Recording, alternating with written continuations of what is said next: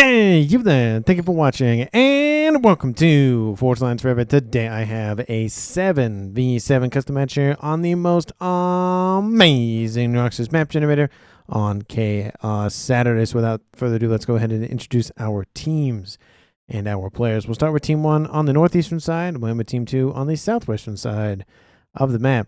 We'll take a look at Team 1's southeastern player first and kind of go counterclockwise-ish. We have in Tropical Ocean Blue first, it is Clinch. He's playing as a UEF for this match. He is a 1400. To his north, we have another UEF. It is HollowSubmarine. He is in Light Oak 10 as an 1800. Moving on to the northeastern corner of the map, we have in Rust, it is the Cybran of Lu. He is a 1900. Moving on to the compact players here for Team 1 on the western front.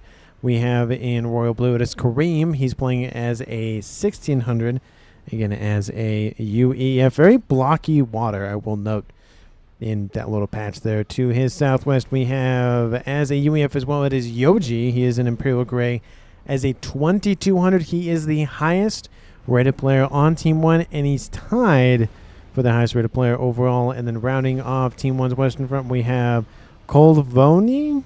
He is in Glow in the Dark Green as a Cybran. He is a 1400. And then rounding off Team 1, we have in Blood Angel Red, it is the UEF of Psychoad. He is a 1600. Yeah, very blocky water this game, I guess. So for Team 1 side of the map, they made it pretty easy for the faction makeup. They have only UEF and Cybran. They have 5 UEF and 2 Cybrans with no Aeon and no Seraphim. That is a lot of UEF tech, so I expect to see lots of Percys and, of course, lots of Fat Boys. Moving on to Team 2's western front first, we'll do the similar mode. It's again in counterclockwise fashion. We have as a Cybran for Team 2, it is Squeeler. He is in Stitch Blue. He is a 1300. And next to him in orange, the color orange, he's actually east of his location currently. It is the Billy Nuke ambassador himself. It is Firv. He is a UEF. He is an 1800. Moving on the southwestern corner of the map here for Team 2 in lightish red pink, it is CrazyDutchReaper. He is a UEF as well. He is a 1900. And the other pink player here for Team 2 in Barbie pink is another UEF here. It is Brobey. He is a 1400. In the regal purple color here, actually to his northeast currently, it is Moi. He is a 2200. He is the highest rated player on Team 2 and tied for Yojih for the highest rated player overall. He's playing as a Cybran. And west of his location currently and where he started as well, we have the emerald green player of chaospyr. He is a Seraphim. He is an 1800. He's also the only Seraphim in the game. And then rounding off Team 2 in the middle, we have in Chevy Crimson, it is Brammel. He is a 1700. So for Team 2 side of the map, they are slightly different than Team 1. And when I say slightly, it is 4 UEF, 2 Cybran, 0 Aeon, and again, the one and only Seraphim of Chaos, which means there are no Aeon players in this game. Apologies to those loyal to the princess. Hopefully you enjoy the game nonetheless. And for these 14 players of the map, 9 of which are UEF. Let's take a look at their reclaim situation. Currently sitting at 6. That's not even 7,000 mass. Not even 500 mass per player. Come on, map generator. Come on. Just a little bit more mass. Come on. But is there major clumpages? Not really. There's really nothing over 275, 300-ish. Nothing in the 500 range, but yeah, there's something to grab. Like it's better than 0, which we pretty much have had rarely, but we've had it. But for the most part, it's going to be focused on the mexes. We'll take a look at Team 2 side of the map this game. It is kind of disjointed just because of the way that the map is kind of laid out, so it's kind of hard to draw a line roughly. But I think I'll just stick with that. That does a pretty good job, I think. We have a quad mix position in the middle with a twin mix east of that. We also have a quad mix position and then a twin mix next to that on the western side. Eastern side, twin mix here. Kind of a splattering of mixes here. Kind of a disjointed 5, 6-ish, depending on how you cut it. Star mix, at least a kind of a 5-ish maybe. And then a quad mix position west of that with a trimix, I'll just say in the south, for, looks like Brobey has grabbed that. Nothing with a big clumpage in the background for the regular desktop player of Team 2. And that's pretty much about it in terms of mexes. In terms of comm distributions, I see pretty much 3 avenues. That one, and that one. That's pretty much it. Does look like you maybe not send units up that little hill there. Probably not. It might just be tall enough. Maybe we'll see if anybody using that route. But I'll just say it's just the 3 main lanes and call it a day. In the middle, we see a lot of players stacking up. We have gun upgrade started here for Kulvoni. And we have gun already done for Brammel. There's 4 players here for Team 1. Psycho Ad, Lou, and HollowSubmarine are here. Team 2, it's just chaospyr and Brammel. Eastern side, we do see 3 players for Team 2. One of them is the regular set player of CrazyDutchReaper. We have Moy over there to the west. And then Brobey's over here facing off against Clinch. Looks like he's the only player for Team 1 on that eastern front. And then moving on to the northwest, we have Firv and Squeeler for Team 2, and then Yojih's over here for Team 1. It does look like Karimm is somewhat inbound, but not really there just yet. And I think that's everybody for Team 1. Team 2, no, he's pushing in for Team 1. That's Lou down there. 3, 4, 5, 6. That is everybody for Team 2. I was making sure I had a head count. Yep, that is everybody. So it looks like in favor for Team 1 this way, but in favor for Team 2 on the eastern and western front. So we might see kind of a slow pincer maneuver happening, moving in around those edges of the map. First, comm v comm action while guns are started in the southeast and the middle between Team 1's Yojih and Team 2's Squeeler. Squeeler has already dropped a significant amount of hit points here, and he is going to be the first death of the game. First blood for Yojih. Looks like he kind of just caught unawares. What your comm doing up here, and do you really want to kill me? Says Squeeler. Looks like he really didn't want to kill him, I guess. And Team 1 scores first blood. It's now a 7v6 in Team 1's favor. That does give an additional base, most likely to Firv, given he is the closest in proximity to the main base and also everything else on that western side. And his comm is already over here. He will get access to some Cybrin tech, so it's not a WEF base, which has its advantages of just being a duplicate base. So you can have, 2 T3 land headquarters, for example. If one falls, the other one's fine, kind of thing. You can still build T3 units, but in the case of having a Cybrin base, you can go bricks and Percy's at the same time. That's always nice to see. Nice little combination of units. And we do see nano repair started here for Brobey. He has gun online already. chaospyr going for his nano repair. We have T2 started for Brammel. We have stealth done for Kulvoni. We have guns done for Lou. We have nothing for these 2 comms of Lou or HollowSubmarine yet. We do see it is actually now shaping up to actually be a 2v1 where Karimm is here and Yojih is falling back a little bit. He's pretty much in the green, but just has to tick over just a little bit more hit points. He has to get to 9,000, I believe. Yep, 9,000 to get back up into 75% territory. Southeastern corner, we have Brobey and Clinch facing off UEF versus UEF. It will favor Brobey just because of the nano. It's 13.5k to 12k hit points. So again, if Brobey does fall below 2,500, that will mean a murder-suicide in the southeast. But with the nano giving him 50 hit points a second versus Clinch only having 10, that's 40 additional hit points per second, and that makes a difference. 10 seconds, 30 seconds, a minute afterwards, that sort of thing. Brammel not looking too hot. He's also in the yellow, facing off against Kulvoni, who's also in the yellow. It's stealth gun versus gun and T2, so essentially 2,000 additional hit points for each. We have 20 hit points versus 18.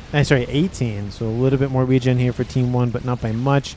Brammel's at 56. Kulvoni's at 6. He's starting to fall. A couple of pillars are nearby. That's going to drop him a little bit quicker than just a couple of T1 Mantis and some Sky Slammers that can actually shoot at ground units. Not do a lot of damage to ground units, but still do something. We do see Team 1 is pushing in the middle on the west and the eastern side. We do see guns started for Karimm in the northwest. Shots are still being traded between Brobey and Clinch, and that is where the nano is coming very much into play. Again, still in the green at 10,000 versus Clinch at 5,000. And at that point, there is no realm where if it's shot for shot, Team 2's Brobey will still survive without additional assistance from Team 1. If there's, Janus or whatever else flying over top, or actually anything nearby, that might make a difference. But In a 1v1 fight, that would be a win for Team 2. In the middle, we do see actually CrazyDutchReaper is up here to the north. Looks like he went this way instead of following his other pink player.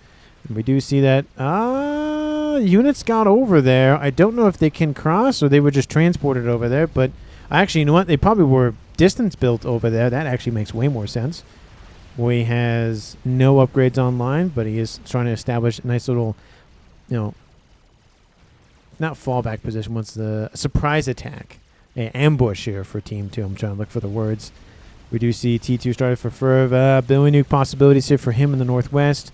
We do see that still Kulvoni and Brammel are trading blows. It's 1-star vet versus 1-star vet, so 5,000 versus 7,000. That's pretty close to murder-suicide situations. Overcharge actually gets robbed of the kill from those pillars. And 3,600 and falling the pillars. Maybe need to stay out of range at this point because it's giving veterancy to Kulvoni. Brammel is sitting at 7,600. And it might be a kill. Kulvoni, will you get veterancy? You will from the pillar, which means he will get back up at least a little bit of hit points. Overcharge, but it might... No, it's not enough. I thought it would be enough. Facility is in the way of Kulvoni. Not Kulvoni, but a Brammel. Shot inbound, and there he goes. Gets the overcharge and kills off Kulvoni's comm. And it is now a 7v5 in favor for Team 1 still. Sorry, for Team 2 still. No. Sorry, no. What am I talking about? It's a 6v6 game in favor of nobody. I was like, wait, hold on. He's on Team 2. What am I talking about? Nano repair started here for Karimm. Missile. No missile yet for Firv. And gun started for CrazyDutchReaper in the middle. So now it's actually shaping up to be more of a 3v2 in favor of Team 2 with Psycho at gun and Hollow at no gun. And we do see that it's going to, again, encourage Team 1 to fall back because now there's a nice run by happening currently, but that can continuously happen unless they plug the gap. Eastern side, Team 2's Brobey is getting closer and closer. We do see Team 1 bombers are en route. It will maybe encourage Brobey to maybe fall back a little bit. He has a lot of strikers. I don't see any archers, any T2 flak. He does have some interceptors to deal with the bombers that may come and say hi. We have a lovely little brick here from Team 2. A T3 land facility has been built over here, upgraded to, I'd imagine. And this is a nice surprise attack by Moy. And now all of those forces that were moving into reinforced Clinch have to then fall back. And now it's giving even more room for Brobey to push in. Long range boom done. So that means missile is done. We have a couple of Percys dropped off by Team 1. Very, again, similar moves from the highest rated players of the game, doing not the exact same tactic, but very similar tactic. I do kind of like duct tape. What's that upgrade? Oh, it's nano. Oh, that's amazing. I like that being duct tape. Having this position a little bit more than dropping units, because dropping units can get denied. We even see some couple, flak and deceivers and whatnot nearby just to discourage more transports. We see another one is actually inbound. And this also allows you to slowly PD creep into Team 1's position. And now we have a brick slowly eating away the hit points of Clinch. His comm and Brobey's continuing to push. And now the comm walks into PD range. Oh, that's not good. He needs to back up. But if he continues to back up, he might run into Brobey's comm. He's below 2,500. If Brobey were to actually just control K pretty soon, it would cause the kill onto Clinch. But he's probably not going to do that. He's more than healthy at this point. And another brick's inbound, gonna distract the comm of Clinch again, maybe get the kill. We see nano repair restarted for Chaos. I guess he didn't finish the other one. Shield started for HollowSubmarine. He went gun and then nano, and then now shield. Stealth started for Lou on the eastern side. He's having to shift eastward because of this invasion on the eastern front. With Team 1, Karimm is pushing in. We have missile inbound from Firv. Looks like he's targeting some mexes. Eco is favoring Team 1, but again, ever so slightly favors, so nothing too crazy. This is starting to look not great. Again, very similar to what's happening on the eastern side, so lots of mirroring going down for both sides of the map. T3 air online for Team 2 and Team 1. We have T2 air. Maybe we'll see T3. Lots of Janus, though, is what he's building on that. Facilities, and I don't see any other air facilities, at least T2 ones. And other T2, T3 air. Nope. No other air facilities. Again, in a 7v7 game, that's a little, not super concerning, but a player or two that does go for air for Team 1 or Team 2 might make the difference. We do see that Karimm is leading the charge, gun nano, and we have Firv with gun, T2, and missile. Possible missile hit, maybe, if he's lucky. He is decently good at predicting paths of units and comms and whatnot in terms of missiles. If he had a Billy Nuke, it would kill the comm immediately, but let's see if he gets it. No. Oh, he went right over his head. That was I was like, oh, that was close. Again, short distance and whatnot, depending on the lag or, you know, whatever the situation may be in terms of connection for everybody, latency and everything. We have Percy's dropping off on the eastern front to assist with defense, but it's just a delaying tactic. Now the missile inbound. Oh, he thought he was going to go south, but he went north. We have Pew Pew Pew online here for Firv. He is forced to retreat. And it looks like, I mean, the Karimm's fine. He's at 3-star vet, going to get to 4-star vet. He's more than well off in terms of hit points for now. Strat bombers or so going to have to be thrown at that to be dropping his hit points very quickly. We do see Percy's are inbound. E-storage is going to go down. That's unfortunate if they actually hit the E-storage. They should, because that's just a volatile explosion waiting to happen. Nope, not doing that yet. T2PD has been built. We do see bricks coming off the assembly line. We have a Percy moving into his intercept as well. There goes the E-storage finally. But looks like that's probably going to be the end of that. Another missile is inbound, but it's going northward, it looks like. Going for another T2 mechs. Team 2 has hold over the eastern front for now. We have Titans on station here for Team 1's Clinch. Not as powerful as bricks in terms of raw hit points and whatnot, but it's better than nothing. It's better than having maybe, I don't know, one Percy versus one brick. Depends on really who shoots first or can shoot enough. I think the Percy wins that fight 1-1, I believe. I haven't done the math in terms of one-on-one fights. I think Percy wins against Otham. Percy wins against Harbinger. It's going to be close, Percy versus Brick, because I'm thinking of raw hit points. So it's going to be close. But anyway, missiles still raining in from Firv. TMD not built yet in every area, but I would assume sooner rather than later we see a couple of TMD popping up. So wouldn't be surprised to see a couple of those pop up closer to that western front, especially because Team 1 is winning that front. Team 2 is winning this front, and all the missiles are being thrown in this way. So I would not be surprised. 18 minutes on the clock.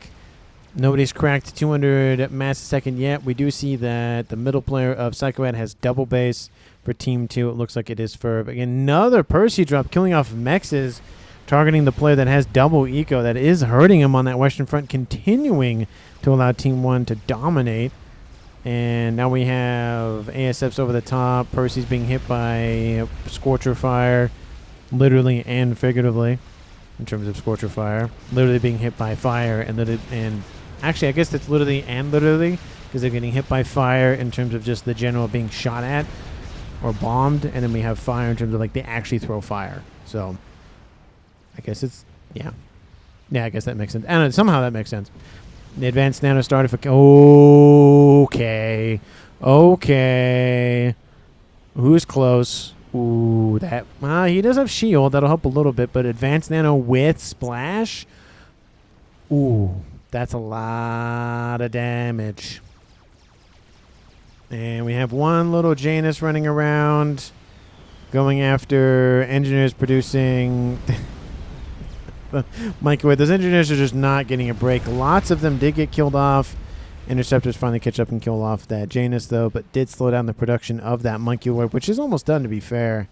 It might encourage Karimm to fall back. He is starting to move a little bit in that direction. Yojih getting some engineers out to get some reclaim. In terms of reclaim, I feel like it's probably lean at this point. I mean, it's 20,000 mass, but it's not a lot. To be fair, most of it is actually back here, and then where you would expect it, where most of the combat has been happening.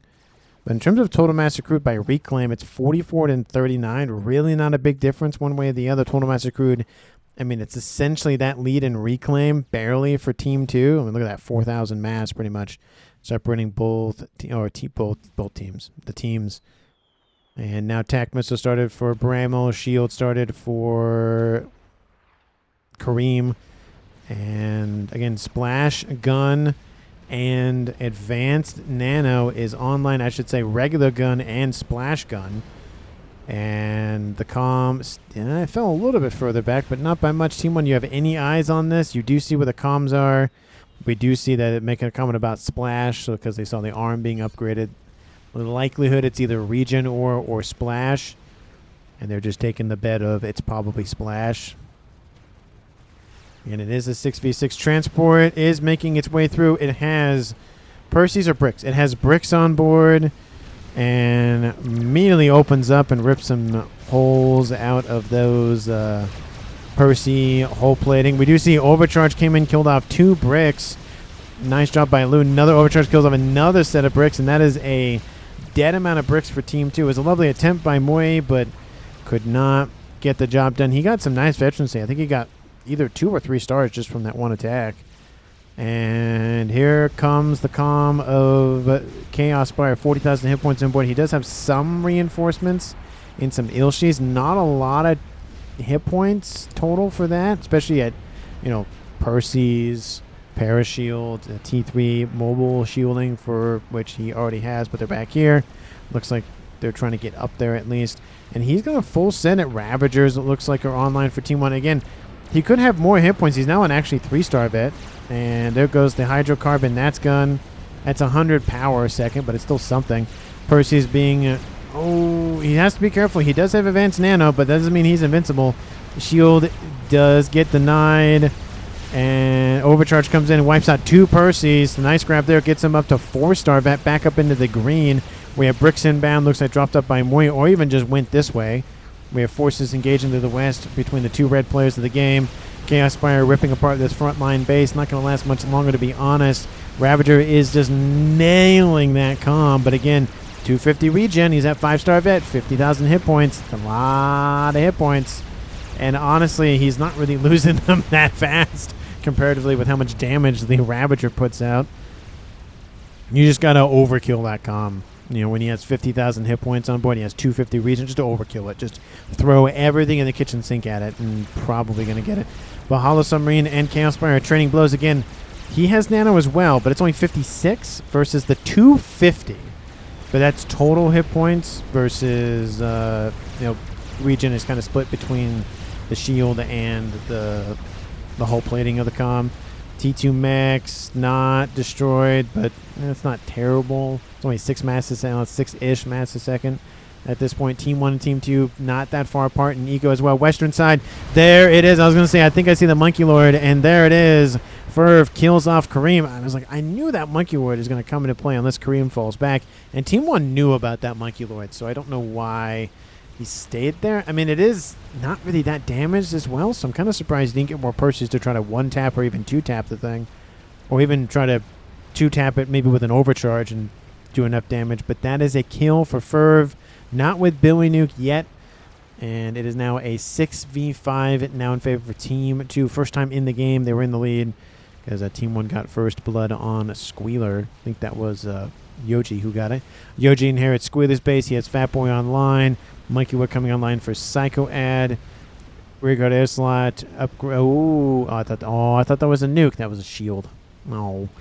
Expanding their air grid in the northeast. Laser has been started on board at Lewis Com. I don't know.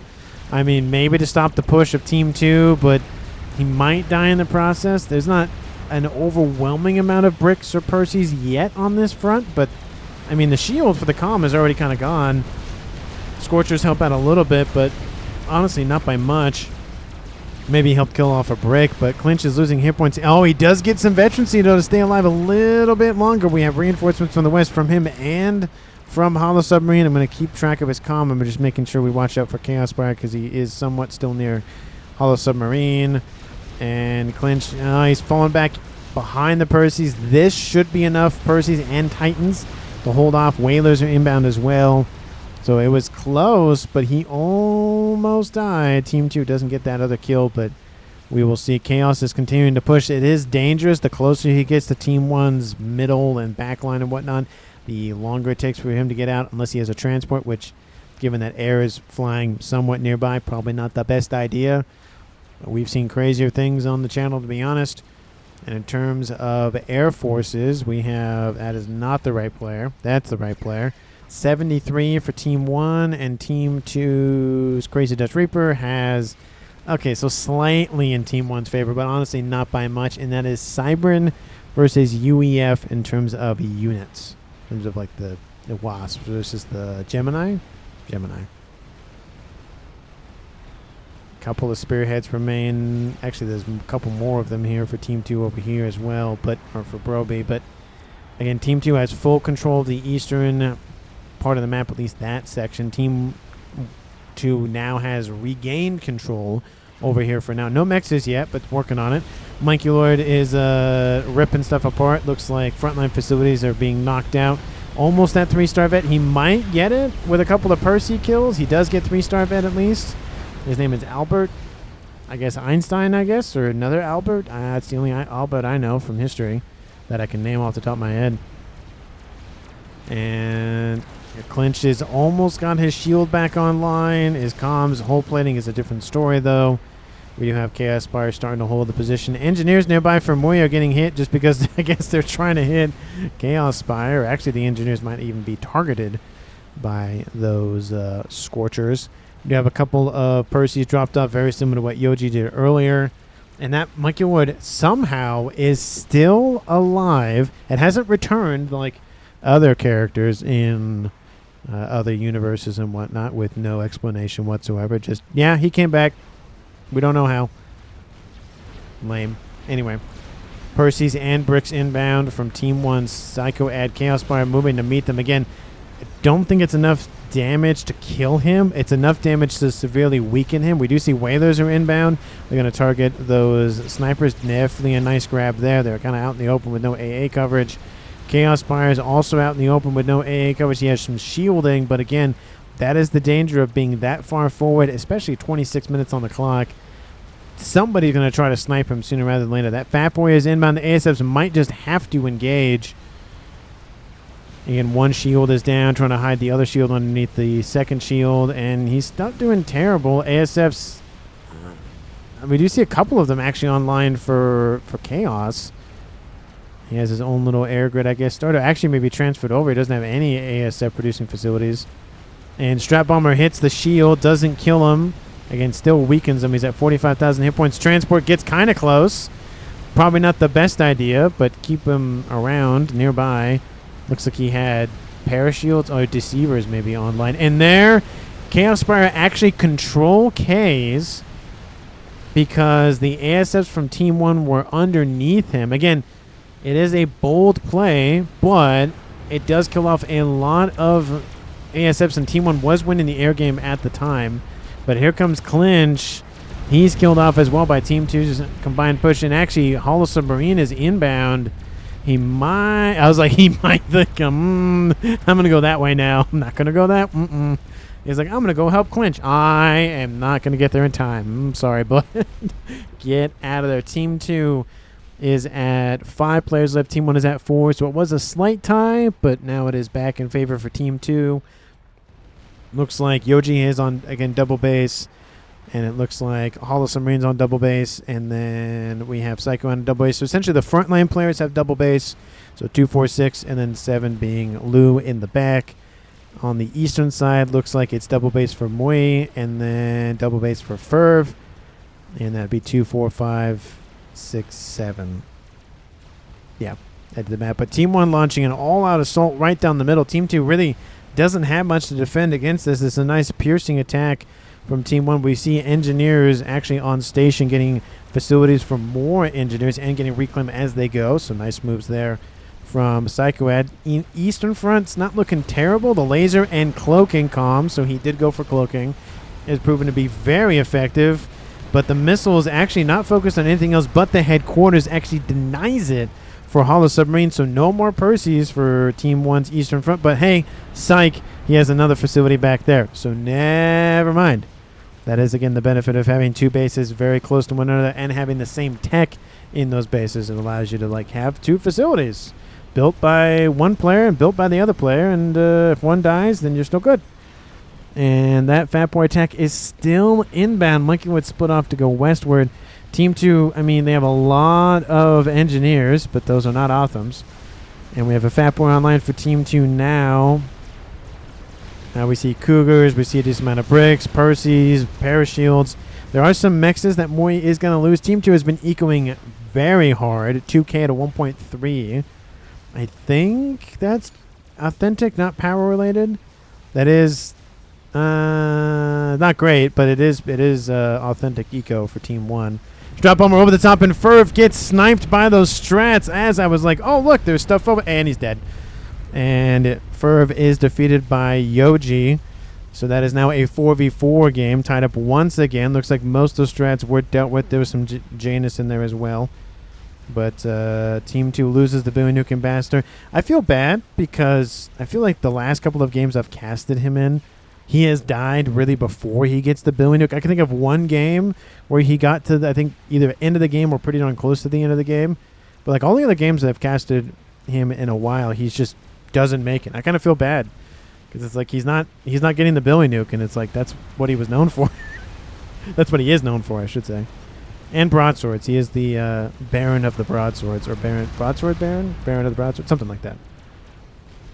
And looks like Percy's from Team 1 and a brick kill off the Fat Boy from Team 2, but a Mega is a completely different story. So that's not good. Looks like Karimm offering some advice to hide the units behind the little mountain there. That actually worked pretty well. No other crazy and nonsensical things happening. So it's huge air grid. And again, I will comment, A, no shielding, and B, it's very blocky. So cascade the everywhere out of that thing. I mean, he might put shielding here. So he kind of created his... Never mind. Just forget what I said. Yep, I'm just going to go over here now. Anyway, Team 2 has stopped the assault for now. PD... plus shielding, plus TMD, plus comm of Lu with cloaking laser. Kind of stopped that push for now. Eco is starting to favor Team 1. I mean, it was 2,000 to 1.3, now it's 1.4 to 1.8. Trendline continues. That will collapse the lead of Team 2, but that's if the trendline continues, which we'll see if that happens. Team 1's re-emerging on the western front. So actually gaining either back territory or leveling out the playing field at a bare minimum, maybe more like leveling out. Again, there's a quad mix position back online for HollowSubmarine. Again, it's not T2 or even T3 mexes, but it's 8 mass a second that he wasn't getting, and now that he is getting it. So there is that. There is a Monkeywood inbound. That's not enough Percy's to stop that Monkeywood, and we've already seen one Monkeywood do a pretty good job on that western front.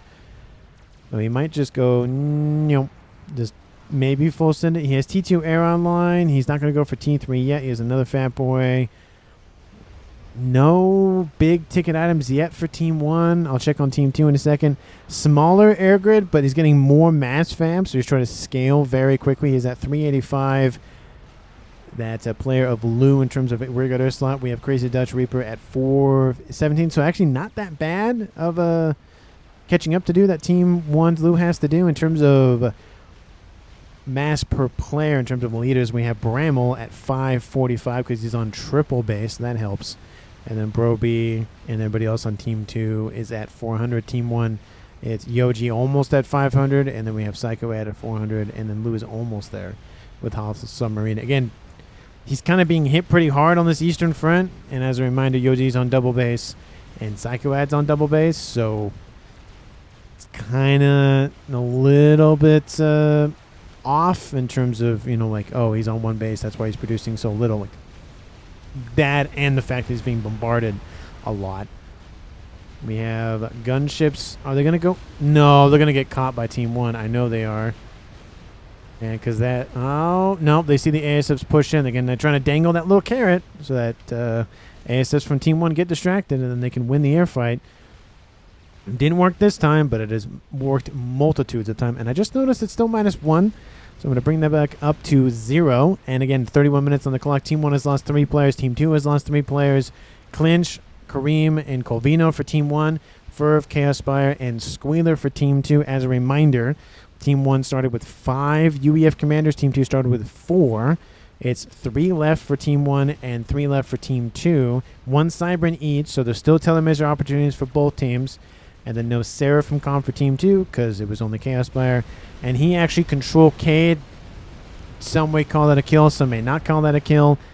I feel like it depends on the situation. If you're going to die anyways, that's still a kill. If you just control K because you want to, or in this case where, you know, there's ASF above you and you blow them up and you get a huge or decent win in the air, yeah, I mean, yeah, Team 1 kind of indirectly caused the death of Chaos, but didn't directly do it. So it's a little gray area-ish. Also, connection issues. I don't count those. Don't count connection issues. But anyway, let me know down in the comments if you think is going to currently win this game. Of course, if you haven't, because I don't know why you wouldn't at this point, hit the like button, subscribe to the channel, do all the YouTube hype, share things that YouTube likes to see to make these videos be shown to literally everybody. Doesn't matter who it is. Dog, cat, chicken, mouse, monkey, lizard, gecko, penguin, horse, I don't know. Anybody. Really do appreciate all the time and attention to give these videos. Let's watch a couple of monkeys crash on top of a couple of units from Team 2. Some experimentals. That one is dead. Chicken will probably not survive given there's 2 fat boys shooting at it. And there goes the second monkey. There goes the chicken. Strats actually, I think, didn't really help. And then got eaten by the ASFs. So there's that. Moi's forces tangling with the forces of Psychoad. Eastern side, 2 fat boys plus a ton of Ravagers equals you're not getting anywhere near this. Might as well build artillery and call it a day kind of setup. I do like the Omni over there. And again, it's not a full 20 by 20. It does provide a decent portion of that map, especially the eastern front. If I can actually click on it, there we go. You can see everything in the everything the Chevy Crimson line touches is his knowledge domain. No eyes in terms of Eye of Reyna. I think that's how you say the name of the eye. I just say the eye, but I would assume there's some soothsayers probably online somewhere. Not online for Team 1, not online for Team 2, but you know, there's a lot of vision, but there's not a lot of, I will notice, not a lot of active scouting I've noticed for either team. A couple of spy planes here or there, but nothing concerted from either side. I can't touch this. Oh, I love these. They're funny. I saw Money Printer. He said, can't touch this. That's probably the shield. The Money Printer is the RAS upgrade. Some of the names that players give their upgrades are pretty funny. I think one of them was an AK-47 or something. That was the name of one of their upgrades. Just funny upgrades. We do see the Monkeywood from Team 2 in the corner of the map. I don't know if that's going to help. The Janus actually, for whatever reason, didn't drop a payload on it. Maybe because they lost sight of it for a second. But they got to keep that Monkeywood moving. We have Percy's, and I would assume no perks, actually. Just I don't know what is wrong with my voice, but it got hoarse all of a sudden. Maybe I talk too much. Maybe that is entirely possible, especially when I do casts because I non-stop talk. Or at least I try to non-stop talk. But that Monkeywood from Team 2 is not really gonna go anywhere. The shield's actually keeping those Percy's alive very well. Means the damage still is being output. And there goes the Monkeywood. Nice win by Team 1's Yojih. That's a 10,000 mass, a little bit over 10,000 mass, plus the other units nearby. It's a nice chunk of change. It's not gonna be the end all be all, but it makes a difference. Team 2 is at 2.2k. Team 1 almost at 2k. SMD being built. There's a nuke being built. A little bit away from it, already under shield and stealth field coverage. Thank you. It's still a T2, so it's not the best shield that he has access to, but it's something, which I very much appreciate. I also appreciate that he's using the environment to his advantage, putting the SMD. I mean, he could have maybe put it, actually probably here would have been better, because there's the taller mountains are nearby or whatnot, but I mean, he's still trying to use it the best he can, so I do like that. So I don't know. I just like using the land to your advantage, because if it's there and you don't have to worry about attacks from that front, then that's less stuff you have to spend. You can be more efficient on other things. It's all about efficiency and how much you can get away with, and hopefully your opponent won't notice. Because if he notices, then bad things happen. That's why you got to do intelligence runs like every 5 minutes at least, if not 2.5 minutes, 3 minutes, something. And especially if your opponent's trying to lock out spy planning on one side of the map, you probably either want to go to the other side of the map, or you know something's happening back there. So Nuke coming online for Team 2. Nuke is already online for Team 1. Is Team 2 aware of it? I kind of could have answered that question myself without going to Team 2's view. But anyway, we have Mass Fab, a little bit farm here in the middle of those bases for Yojih. We have 3 Fat Boys inbound. The shield is down for that fatty, but looks like the Mega is going to come and try to block for him. We do see Psychoads on the front line. I don't think he should be there because he's going to get caught up to by Team 2, and it's probably not going to be a fun day for him when that happens. Eastern side, I mean, they're trying to make something work. The Fat Boys from Team 1 actually went west, which means they're not protecting this line, and there's now a bug online from Way and some some broadswords inbound, and there's some Cougars. They're ripping apart the hit points on that bug. The bug's not having fun days.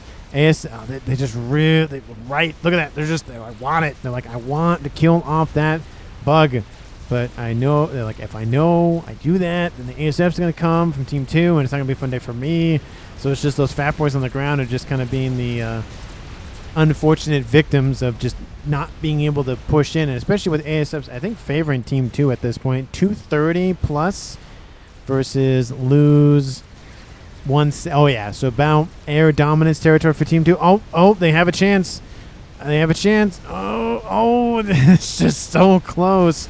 The Megawatt does get killed off before it catches up to the Calm of Psycho, who's underneath some shield coverage from his own, and somewhat near Yojih's. Here come the bugs again. Team 2, they fell back for a brief second. They're right on the edge of it. Are they going to go for it? They're going to go for it. They're going to get the second Fat Boy, though. The bug will crash land right on top of that engineer, maybe. Yep, there goes that engineer. Yep, just kind of got crushed. SMD is falling offline soon. That's a little bit unfortunate, and the Ion Storm will most likely kill that off, if not the Fat Boy, which it looks like the Ion Storm did get it.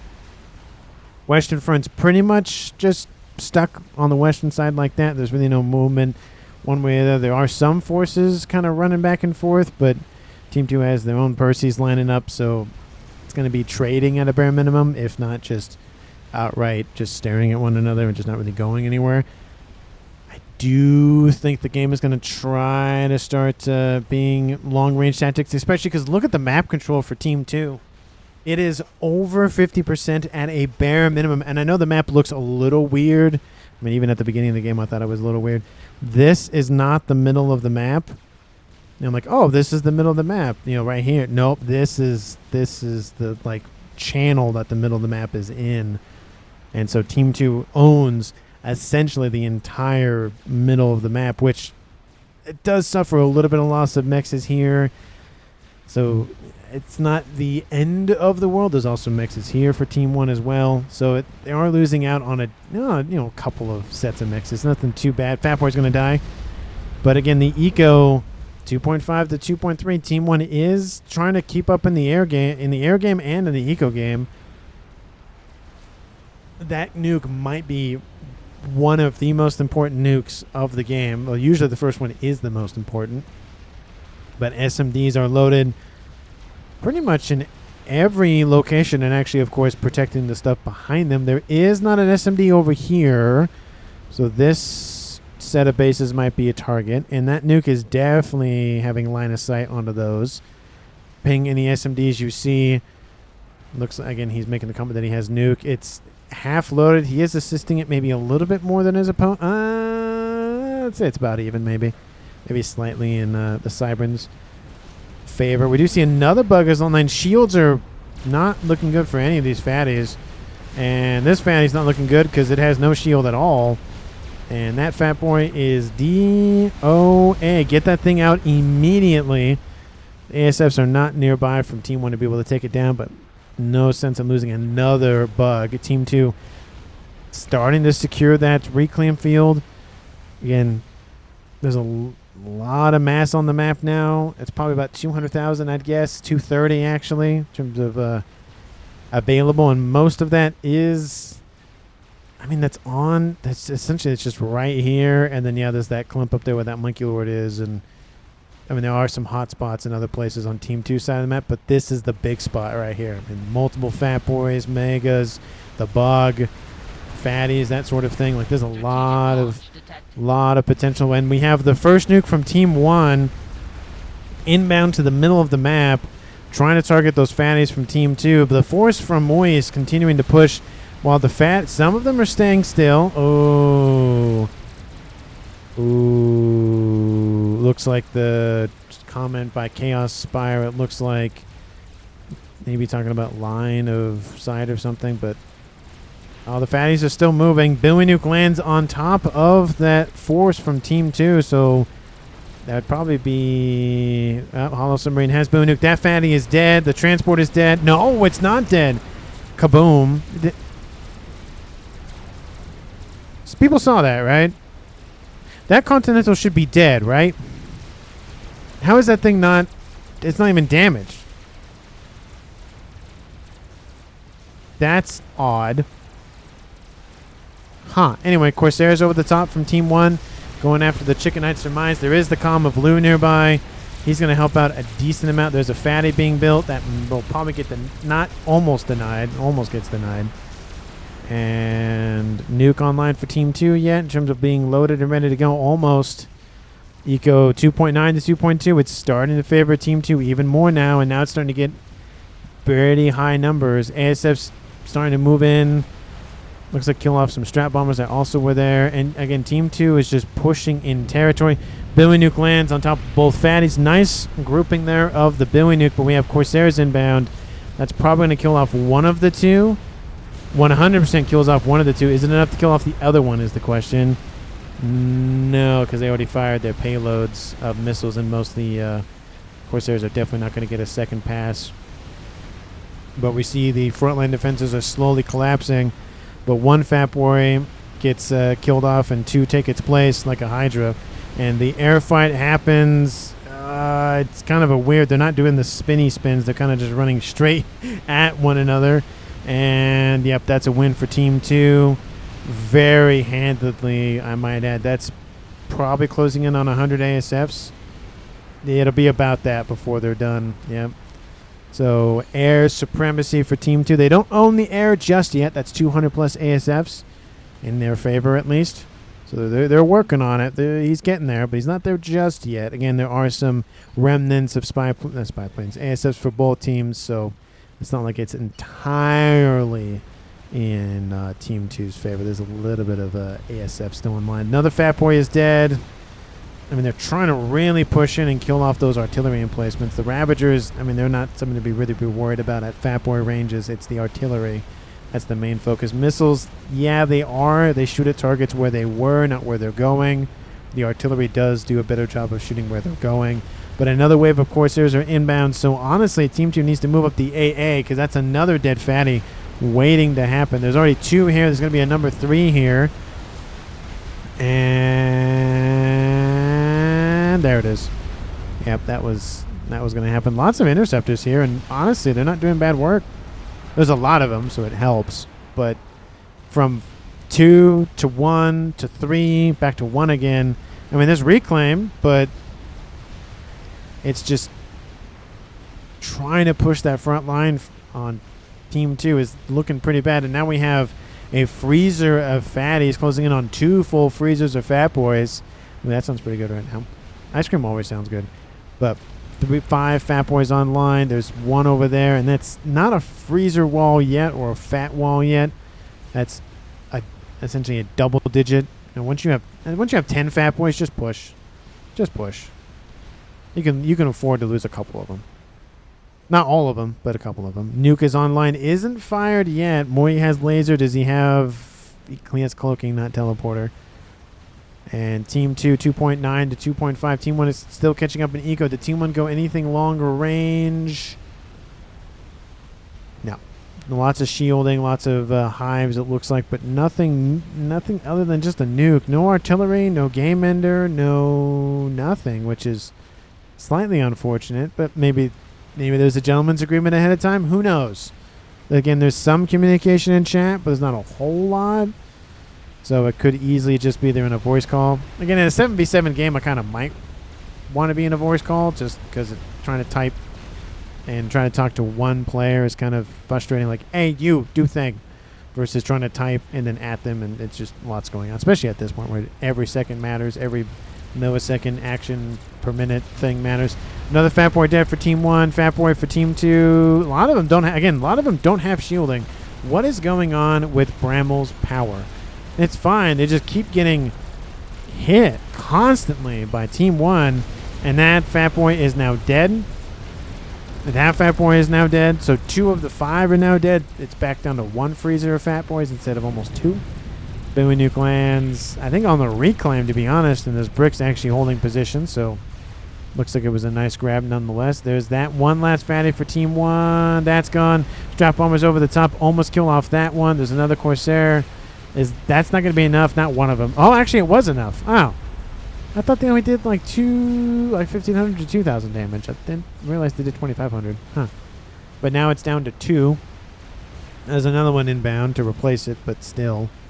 SMD pointed out by Chaos. There is one there. Is that the only one for this base? Oh, no, there's one there. They have another. That's only. I would like to see maybe one backup one in the back there just in case. Backup one in the back. Yeah, that makes sense. It's just not. I mean, Team 2 has so much more map control. I mean, they can afford to lose a little bit of map control because it's. I mean, they're going to, not really a lot of mexes in the middle to really be worried about. I mean, there's some, but not a lot. Another Bowie Nuke lands, killing off chunks of Team 2. He's up to 21,000 mass killed. Nuke is outbound. It's outbound again from Team 1. The first one killed off 10,000. We'll see what the second one. I don't even know where the second one is going. Ooh. Ooh. And what is that? 2.5 dozen? Almost 2.5 dozen. Wow. 27. 2 squadrons and like half a wing. Where's that nuke going? It's going. Okay. This. I don't know, because it was bad earlier, but now it's not as bad. Lots of artillery has been made in the meantime. Lots more shielding and whatnot has been made. I mean, it's probably going to kill off a fatty. Maybe it'll be lucky and kill off both, and it might not do that. It's going to go for the facilities and the whole line of T2 artillery for Team 2. So, kaboom! But to be fair, it does kill off the mechs there, and it kills off and another mechs, and it kills off the radar, which is probably the most important thing over there. 27 strap bombers times 3,000 damage is 81,000 damage. Not enough to one tap a mega, but enough. All right, did that math right? Because 20 of them would be 60,000. Yeah. ASF's moving into intercept, and honestly, they're coming in kind of 1 and 2Z, so it's actually it's not great. They're gonna go for the calm of Psychoad, I guess. They're gonna just one tap him. Another Bowie Nuke lands over there, and he's a dead man. There he goes. Killed off by the bombers. Essentially, every bomber was necessary. Some of them were necessary to just distract Team 1. Some of them were enough to drop a payload and kill them. So they each had their role, but 27 strats dead for 1 target, and they got it.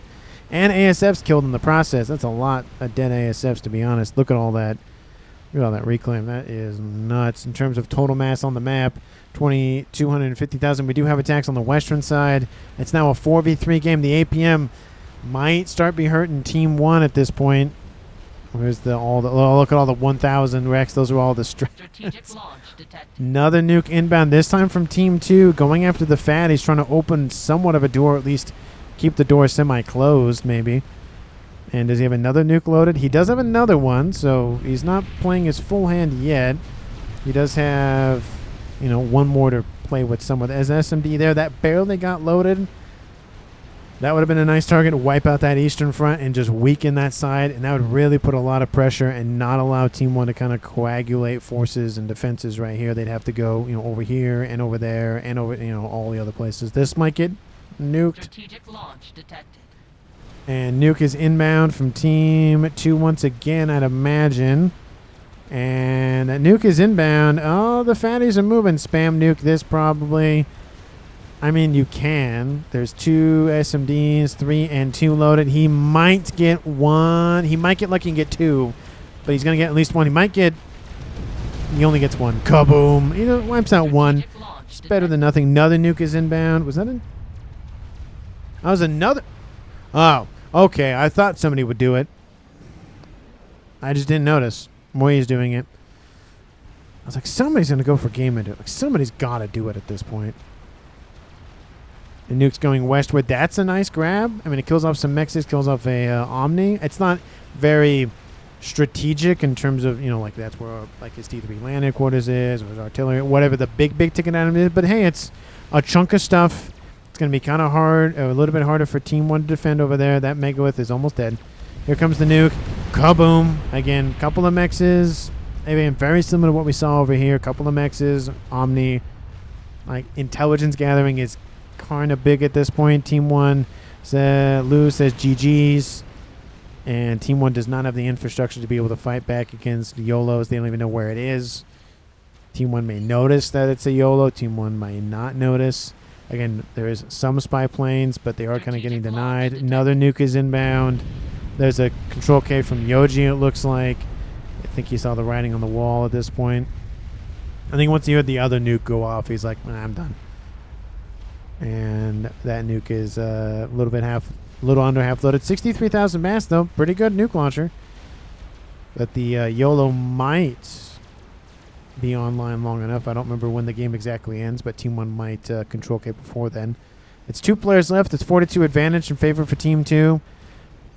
Honestly, it might just be academic at this point. I mean, the YOLO does have a couple more SMDs to whittle down in terms of how many are loaded. There's 1 there and 2 there. And there's going to be another one there. It just barely got loaded, so it's 0-2. There's looks like more fatties being built. Satellite started. That's definitely not going to do a whole lot. Another nuke is inbound. Yeah, he's just spam firing at that position. Once that position is gone, then maybe move on to this one. Then maybe just go back here. Maybe go. There's 4 big circles of stuff that they can target. But once that one is dead, the other ones will fall. I mean, yeah, this western side did a little bit of work with the Megawith, but it's gonna come down to the YOLO. And it's gonna be very quick one after the spy planning gets a readout what Team 1's up to back there. Another nuke is inbound even before. That's Team 1. Oh, yep. There's the second SMD is now not loaded. 1 more Scatus nuke SMD, and it's gonna go for that. It's gonna blow that up. Nuke is inbound to the east again. Is Team 1 still even aware of the no? Billy Nuke. Oh, we got redirected. Does he have no TMD here? He has TMD here. Or maybe that was from Team. No, because it would have been shot down. There goes a nuke. Kaboom. Doesn't wipe out the SMD, and it's half loaded, but barely doesn't wipe it out.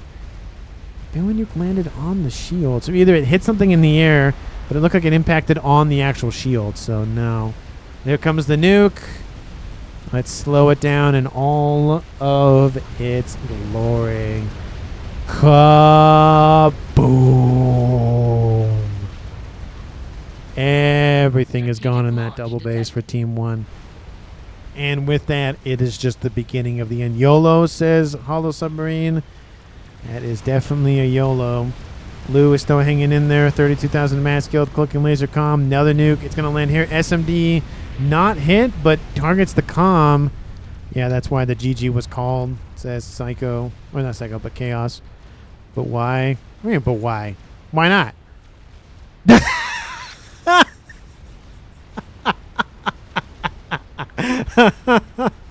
I thought we do not build artillery. Okay, that's not artillery. That's a nuke. I didn't see exactly.